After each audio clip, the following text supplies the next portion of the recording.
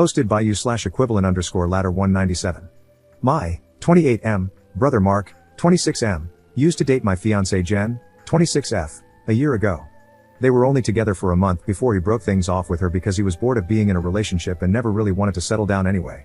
At the time they were dating, I was in a different state, so I had no idea he even had a girlfriend, and I didn't know who Jen was until I met her. Jen and I met at a bar when I moved back in October, and we hit it off really well. She was easily the most beautiful and intelligent woman I had ever met, and we met up a few more times before we made it official. Fast forward to December, and I finally brought her up to my family and suggested they meet her at Christmas. They knew I was in a relationship, but I'm not the most open about my personal life, so I kept details about her to a minimum until I knew how serious we really were. My parents asked to see pictures, and they started passing my phone around the dinner table. Mark saw it and blew up, calling me a crap-smelling brother for dating his ex-girlfriend and demanding that I break up with her. I refused. When I asked Jen about it, she confirmed they had dated and gave me the details about their breakup. It took a few weeks, but eventually, Mark stopped bringing up the fact that I was dating his ex, and I thought he was over it. On Jen's birthday this year, I took her out to a fancy dinner with both of our families and her closest friends, and I asked her to marry me. Mark flipped out again and caused a scene about me proposing to her, which my sisters and I immediately shut down. The incident happened this past weekend. Mark had been pretty quiet about the whole situation for the last 2 months. I didn't see him much and figured he had gone low contact with me, which I had no problem with. Then, he invited Jen and me to a family dinner at his apartment with our parents and sisters. I thought it was weird, but since our parents and sisters were also going, we agreed to attend. The dinner was nice, nothing too fancy, and we moved to the living room to talk. About 30 minutes into the conversation, Mark stood up and said he had an announcement. He gave a long speech about being happy to have his family around for his big moment, then got on one knee and pulled out a cheap ring while asking Jen to marry him. Jen was confused and obviously uncomfortable, demanding that he put the ring away and stand up. My dad tried to grab Mark, but I got to him first and punched him. I won't repeat most of what was said, mostly because I was too angry to listen, but he said something along the lines of wanting to show me that Jen wasn't really into me and just wanted to get back at him. Before things could get worse, my parents rushed me out and promised to talk to him. It's been a few days since it happened, and I'm still pissed off. I don't know what to do at this point. I'm scared Jen might have second thoughts about marrying me because of this. Any advice? Update 2 days later. First, I want to thank everyone for reading. It's been a busy weekend, so I haven't had the chance to reply to many people, but I appreciate all the feedback, even the criticisms. Now for the update, I called Mark and asked him to meet up with me at my place to talk. I told him I would prefer Jen to be there as well, but I was fine with it if he didn't want her around. He agreed to talk to both of us and showed up at my place around noon today. It was pretty quiet for a few minutes before I started the conversation. I apologized for not warning him that I would be proposing to Jen, and I also apologized for hitting him. He said it was whatever, but he appreciated the apology. I told him what Jen had said about their relationship and breakup when I asked her about it, and I asked him to confirm if it was true. I explained that his reactions throughout this whole situation have been extreme, and I wanted to make sure I wasn't misunderstanding their relationship or downplaying how serious they were. He confirmed that they only dated for a few weeks and that he broke up with her because he lost interest. Jen asked if he was acting like this because he still had feelings for her or regretted ending things. He said he could admit that he found her more attractive than when he last saw her, but there weren't any feelings or regrets. He said he just didn't like seeing a girl he dated, even if it was short term, with his older brother, and as a man, I shouldn't have violated him by pursuing things with his ex. I reminded him that I had no idea they had dated, so it wasn't like I consciously did this knowing their history.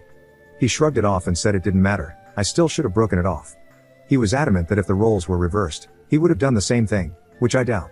I asked him why he proposed to her if he didn't have any lingering feelings. To sum it up, he said he had been talking to one of his buddies who was around when Mark and Jen dated. The guy put the idea in his head that maybe Jen knew from the start that we were related and was doing this to get back at him, considering she had been hung up on him after they broke up. He and his friend thought it would be a good idea to test this theory, so Mark came up with the idea to propose and see if she would dump me for him. Jen asked him to elaborate on why he thought she was hung up on him, and he told her that he'd heard she was asking about him after the breakup and still hanging out at the places they used to go, so he thought it was a valid assumption. Then, when she randomly showed up with his brother, it affirmed his suspicions.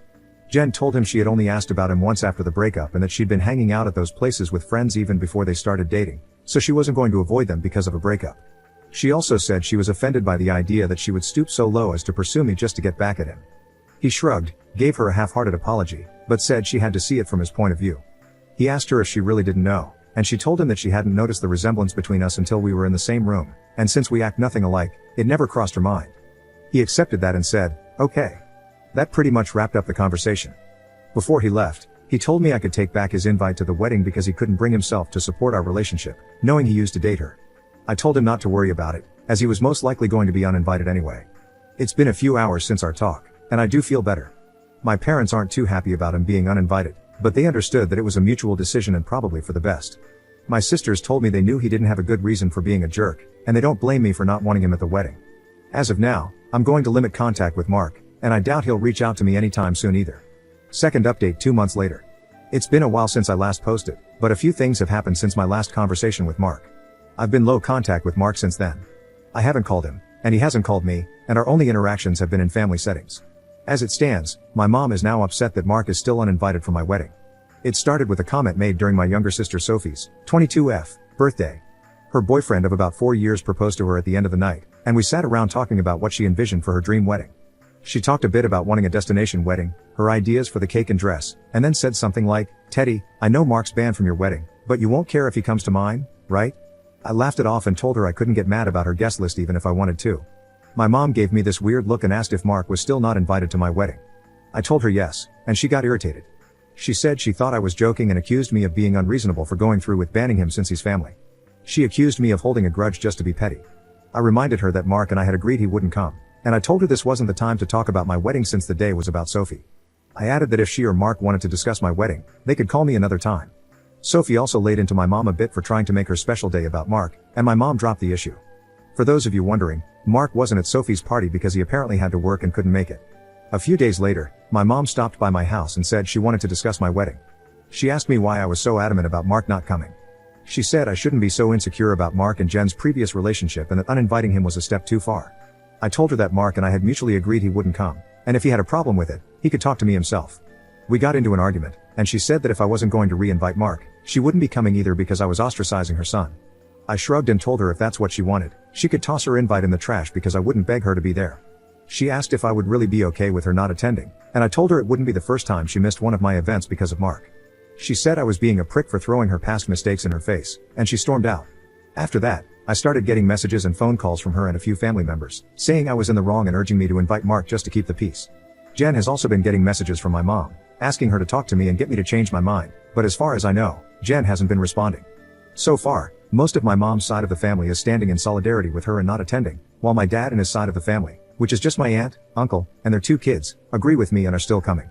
My sisters are also still coming to the wedding, and of course, Jen's family will be there too. I also talked to Mark about it and asked if he had a problem with not being invited. He said he had uninvited himself in the first place and didn't understand why everyone was making such a big deal, since he still doesn't want to go. He told me to leave him out of the fighting because he's not involved, and he said he'd tell my mom the same. As of now, I'm back to being low contact with my mom, but my dad and I are still on decent terms. I'm still deciding whether to re-invite my mom and her side of the family, if they change their minds about the boycott, but the chances are low, and I've told my dad this, which he understands. For now, Jan and I have started looking into downsizing the venue since the guest list is significantly smaller. Third update 3 weeks later. My mom is now uninvited from the wedding indefinitely. About 2 weeks after she decided not to come, she stopped by and said she wanted to clear the air and talk about everything. We agreed and invited her in to join us for dinner. Jen made her a plate of food, and I asked if she was still planning on not coming to the wedding. She said that while she wanted to attend, she couldn't get over me not inviting Mark because of a simple mistake. I reminded her that his simple mistake was proposing to my fiancée while I was sitting less than 3 feet away from him, and she said it was just a joke. Jen then asked why she wanted to talk if she was still maintaining the same stance on Mark coming to the wedding. My mom said she wanted to talk to Jen and was hoping Jen would hear her out and convince me to invite Mark again. Apparently, she assumed I was at work and that she could catch Jen alone. Jen politely told her that while she understood her thought process, she wouldn't have had that conversation without me present since this involves my brother. My mom made a comment along the lines of Jen being spineless and unable to have a conversation without me thinking for her, which started a heated back and forth between the 3 of us. Eventually, Jen told her to leave. As Jen got up and walked towards the door, my mom followed, still screaming at her. By this point, she was yelling about Jen tearing our family apart. While Jen was unlocking the front door, my mom grabbed her by the hair and pulled her to the ground, still screaming. She hit Jen and tried to claw at her face, so I dragged my mom off of her and threw her outside. She banged on the door for a few minutes while I made sure Jen was okay, then she left and called both of us repeatedly. When I was sure Jen was alright, I texted my mom and told her not to bother reaching out again because we would never speak to her again. I called my dad and sisters to tell them what happened. My dad was surprised and tried to make excuses, saying she'd been stressed about the whole situation for a while. My sisters said they knew she'd snap eventually since she's always been a crazy B-word, and they offered to come over to make sure Jen was okay. I asked Jen if she wanted to press charges, but she declined, saying she just wanted to cut contact with my mom for good. I told her that part was obvious, but she should still talk to the police since she was physically assaulted. However, Jen doesn't want my mom to get arrested. Thankfully, My sisters and Jen's mom came by to comfort her, so she's doing okay. My mom is blocked on everything until Jen says otherwise. I genuinely don't know what to do now. Jen doesn't want to go to the police because she feels guilty about having my mom arrested over this, but my sisters and I want to convince her to file a report. At the very least, I'd want documentation in case something happens in the future. Profile post 2 days later. Some people have been asking questions about my mom and my decision not to be open with Jen about my relationship with my parents, so I figured I'd give some background on why things are so strained. Like some of you mentioned, Mark was the golden child. He was my mom's baby boy, and she didn't do much to hide it. My parents didn't spend much time with my sisters and me like normal parents do unless they had to, but they spent as much time with Mark as possible. They would take him shopping while we stayed with a sitter, or bring him home his favorite food and toys when they shopped alone. He usually got better things compared to the rest of us, like new, expensive clothes while ours were thrifted, or new toys just for him, whereas we had to share older toys with each other. If my sisters and I got gifts, they were for us to share, but my mom made it clear that Mark's things were only for him, and we weren't allowed to touch them. When Mark would screw up, I'd get punished for not being a good role model and for not showing him the proper way to behave. For example, when Mark went through a phase of breaking his toys, I got the beating because, according to my mom, he obviously learned the behavior from me. When he was 8, Mark got in trouble at school for trying to push a kid down the stairs. I was grounded for 2 weeks and told to apologize to the kid for not teaching my brother better. When I turned 13, I pushed my parents to start giving me an allowance. They agreed, as long as I did household chores like mowing the lawn, taking out the trash, raking leaves, etc. It was usually around $25 a week to help me start saving. Mark saw that I was getting money and begged my parents for an allowance too. Instead of making him work, $10 of my allowance was given to him each week because we were doing such a good job with our chores, which he never helped with. Whenever I asked him to pitch in, he'd tell me it wasn't his job to do chores, so why should he bother? It was around this time that I started really distancing myself from my brother. By the time I entered high school, we only talked to each other when we needed small favors or when we absolutely had to. I got my first job when I turned 17 because I wanted to finally get my own car and earn money that my parents couldn't force me to give to Mark. My oldest sister, Maggie, helped me open my own bank account and taught me how to properly budget and save my money. After all my hard work, I bought my first car at 18. When Mark got his license, my parents asked me to let him use my car to get around and for extra practice behind the wheel. Reluctantly, I agreed, and for a while, the arrangement worked fine. Mark used my car when I didn't need it and helped maintain it. However, when he expressed wanting my parents to buy him his own car, my mom came to me and told me I should give him my car because he needed it more. When I refused, she threatened to kick me out. We had a big fight that night, which ended with her giving Mark my car and taking me to transfer ownership to him within the next few days. Since I didn't have anywhere else to go at the time, I just sucked it up and signed it over. When I graduated high school, both of my parents skipped the ceremony because Mark didn't want to sit through a long event just to see me get a piece of paper, and my mom didn't want to leave him alone for the night. So, I only had the support of my sisters, along with my aunt and uncle, who wanted to take me out to celebrate. However, they ended up having to bring me home at my parents' request because they had made me dinner to make it up to me.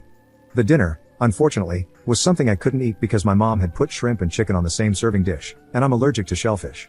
In my first year out of high school, I worked 2 jobs to buy myself another car, and at the start of the new school year, I moved away for college and cut contact with my parents. They, mostly my mom, tried to reach out for the first few months through social media and Sophie, but I never responded. I also told Sophie she'd be cut off too if she kept trying to connect us. When my mom couldn't get to me through Sophie, she tried going through my older sister Charlotte, and a few times through Maggie and Mark, until I threatened to file a restraining order for harassment. It was a bluff because I had no idea how to do it, but it managed to scare her off. After that, the most I received from her were occasional happy holidays texts over the years. Around the time I moved back, Charlotte told me that they had been seeing a family therapist, at her request, and my parents wanted to apologize for how they treated us. I was hesitant, but I agreed as long as they were genuine, and the reconciliation process started when I moved back home. That doesn't even scratch the surface of everything they put me through, and it took a lot for me to even begin letting them back into my life. When I met Jen, I wasn't sure where my relationship with her was going or where things stood with my parents. I didn't want to mention my family at all, mostly because I was prepared to cut contact again if needed. Jen was understanding that it was a sore subject and didn't press for more details. I hope this helps shed some light on some of the questions I've been seeing pop up. 4th update 17 days later. I want to thank everyone who's taken the time to give me advice on what to do going forward, as well as all the kind messages and comments I've received over the past few days/weeks. Jan and I have read the comments together, and we appreciate everything. To answer the most common question about why I chose to reconnect after everything, the short answer is that I would do anything for my sisters. Charlotte wanted the entire family around for the birth of her first child and to help her adjust. She didn't want part-time aunts and uncles who would only visit her kid during birthdays and holidays. She was never the type to ask for much of anything growing up, so when she asked if I would be willing to try for her, I agreed because it would make her happy.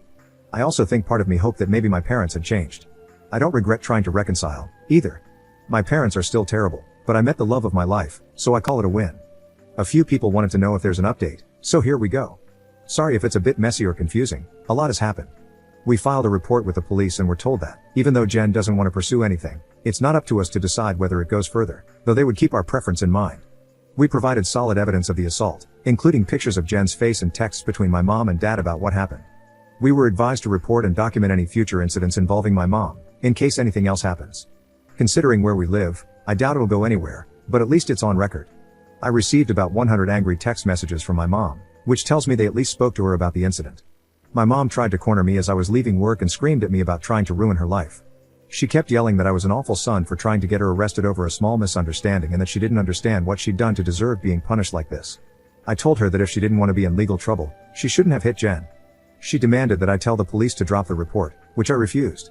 I reminded her of what the officer said about it being out of my hands.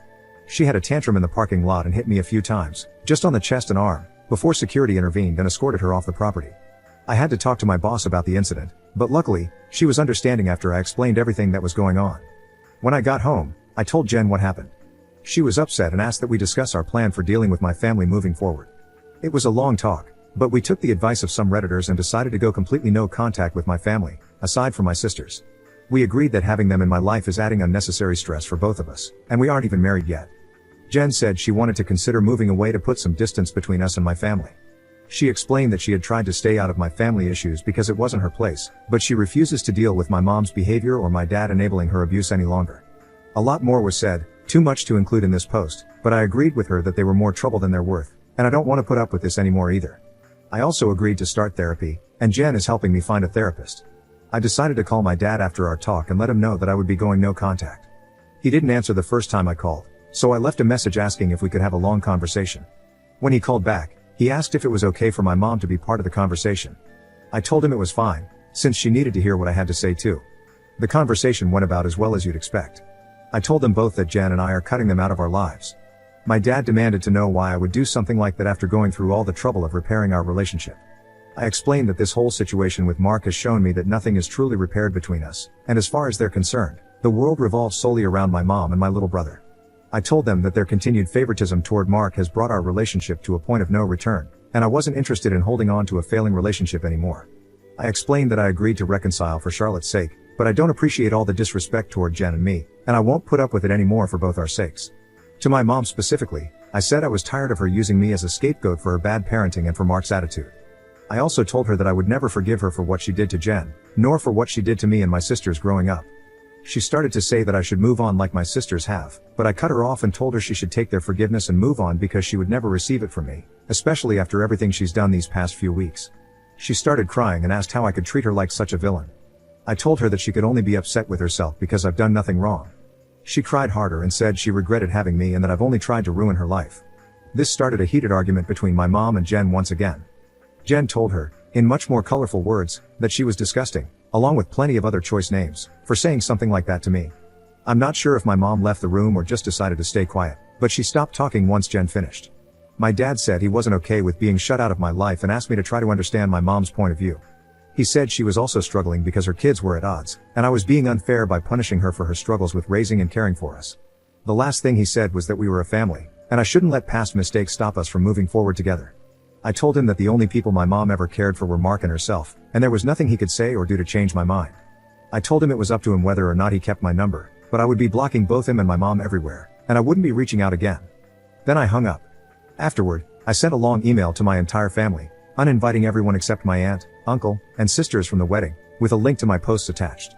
I hadn't cried in a long time, but Jen held me while I cried after writing the email, reassuring me that we would be okay. My sisters also reached out to me after reading the email. I apologized to Charlotte for not being able to continue reconciling like she wanted, but she told me it was okay and that it's not my fault I had to cut them off again. The response from my family has been pretty mixed. Some are angry that I aired out family issues on a public internet forum, while others are upset with my parents because they never knew it was this bad. The last person I talked to about everything was Mark. He asked if I was cutting him off too, and I told him I wasn't, but I wouldn't be going out of my way to reach out to him either. He didn't argue and just wished me the best with the wedding, and we haven't spoken since. Right now, Jen and I are looking for a new place to stay. The plan is to move closer to Jen's brother, who lives about 3 hours from where we are now, and we both like the city he's in. I spoke to my boss about transferring, And Jan is looking into working 100% remotely or possibly finding a new job. Once again, our venue has changed. Since the guest list is significantly smaller, my future brother-in-law is considering letting us use his lake house for the wedding. I don't plan to post any more about this unless something drastic happens, at least not until the wedding, because I want to move on with life. Thanks, and happy holidays. Fifth update 10 months later. Hey everyone, it's been a while since I posted here. Things have been busy, but I saw a few requests for an update. It's small, but here it is. I have a wife and a newborn daughter now. We found out Jen was pregnant around the time of my last post, which pretty much kicked us into overdrive as far as moving away and starting fresh in a new place. I was able to transfer to a different location, and Jen found a new job that allows her to work remotely. We got married 4 months ago at her brother's lake house. We didn't plan to have the ceremony so soon, but we didn't want to wait for the baby to arrive before getting married. Jen also found a dress she fell in love with and didn't want to outgrow it. It was a small ceremony with mostly her family present, but my sisters, aunt, and uncle attended as well. I know some people probably expected to hear about a huge blowout at the wedding, but honestly, it was easily one of the best days of my life. My daughter was born early last month. She's beautiful, happy, and healthy, and Jen is doing well too. The last stretch of the pregnancy was hard on her, both emotionally and physically, but she's been doing much better since giving birth. She's seeing a doctor regularly during this postpartum phase due to complications she had during the pregnancy, but so far, there haven't been any major health concerns. Aside from complaining about the doctor visits, I don't think I've seen a frown on her face since we brought our daughter home. As for my parents, I haven't heard from my dad, but my mom did reach out a few days after the wedding. Apparently, my uncle sent them some of the photos taken at the wedding. My mom made a fake Facebook page and started spamming Jen and me with angry messages about being excluded from both the wedding and Jen's pregnancy. She went on a lengthy tirade about being entitled to be part of her grandchild's life and how unfair it was that she wasn't allowed to be present in our lives. She asked to visit us, demanded that we visit her, and even asked to be in the delivery room, all of which I quickly shut down. I screenshot everything and emailed it to myself in case I need it for a restraining order in the future, then I blocked her. I haven't heard from her since, but I know she's been harassing my sisters to get them to talk to us on her behalf. I don't know what, if anything, they're doing about it, but I made it clear that Jan and I have nothing to discuss with her. For everyone wondering if Mark and I have been in contact, the answer is yes. He called after we came back from our honeymoon to congratulate us on the wedding and the pregnancy. We had a long talk about everything that happened. I won't go into detail, but we both got to say a lot, and he offered both me and Jen what feels like a sincere apology for what he did. We've been texting a bit here and there since, mostly just small talk and life updates. He did invite me to have a drink with him the next time I'm in town. I don't know if I'll accept, but I told him I'd think about it. Thanks to everyone for the support and well wishes you've given us. Sorry if this update was a bit all over the place. Edit. Just to clear it up before anyone asks, Mark doesn't know where I live and likely won't know in the future. If he chooses to give updates about my life to my parents, that's his choice, but I won't give him any details that could help them show up unannounced. Unfortunately, even if we're able to form some sort of relationship, I'll never be able to fully trust him.